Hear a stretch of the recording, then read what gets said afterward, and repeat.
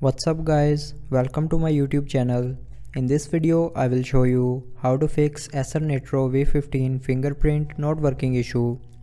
So before starting the video, don't forget to subscribe the channel and also press the bell icon. So let's start the video without wasting our time.